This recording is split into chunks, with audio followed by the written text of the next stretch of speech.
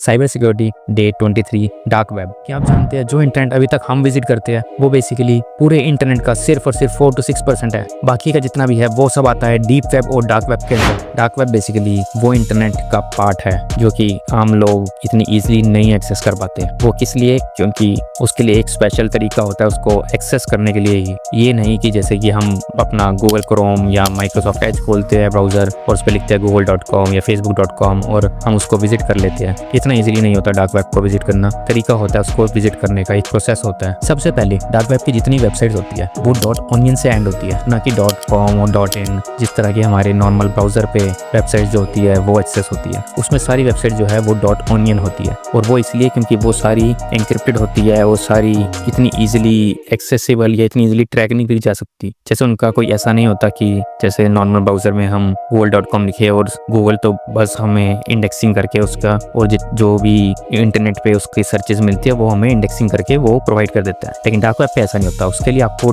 .onion website particular पता होना चाहिए। इवन फेसबुक तक की भी .onion वेबसाइट है डार्क वेब पे जो कि आप इजीली विजिट कर सकते हैं। और डार्क वेब पे सब कुछ एनोनिमस होता है, वहाँ पर किसी भी कोई आइडेंटिटी नहीं होती जब तक वो बंदा खुद रिवील ना करे। इससे मेरे कहने का मतलब है कि अगर डार्क वेब पे आपको विजिट करना है तो उसके लिए सबसे पहले आपको एक अच्छा VPN चाहिए और एक Tor browser. Tor browser basically इसलिए होता है क्योंकि आपके जितना भी कनेक्शन होगा, जैसे कि नॉर्मल ब्राउजर में एक सेंडर से एक रिसीवर को मैसेज जाता है, लेकिन डार्क वेब के केस में ऐसा नहीं। डार्क वेब में एक जो भी हम पर्टिकुलर मैसेज भेजते हैं वो पहले सेंडर से हॉप होते हुए अलग अलग पोजीशंस पे जाता है। लेट्स सपोज 1000 या 2000 अलग अलग सिस्टम्स पे जाएगा पहले वो, फिर वहां के थ्रू वो रिसीवर पे जाएगा। तो रिसीवर को ये नहीं पता होता एग्जैक्टली कि भाई ये आया कहाँ से है मैसेज, इसलिए उसकी एनोनिमिटी रहती है। और ये नहीं है कि एक ही जगह हॉप्स होते हैं, मतलब मल्टीपल जगहों पे हॉप्स होके फिर जाता है, इसलिए थोड़ा इसका कनेक्शन स्लो भी रहता है। इसलिए अच्छा एक VPN अगर आपके पास हो तो आप इजीली डार्क वेब पे विजिट कर सकते हैं। और ऐसा नहीं है कि डार्क वेब इलीगल एक्टिविटीज के लिए ही होता है, इसमें लीगल एक्टिविटीज भी बहुत होती है। इसमें आपको अच्छे खासे रिसोर्सेज मिल सकते हैं अपनी लर्निंग के लिए, फ्री में वो भी, जो कि हो सकता है नॉर्मल ब्राउजर में नॉर्मल सर्चेज में आपको पेड मिलते हो। इवन अगर आप एथिकल हैकिंग में इंटरेस्टेड हो तो आपको उसके भी रिसोर्सेज अच्छे खासे मिल जाएंगे डार्क वेब पे। और ऐसी कई कहानियां बनाई होती है कि भाई डार्क वेब पे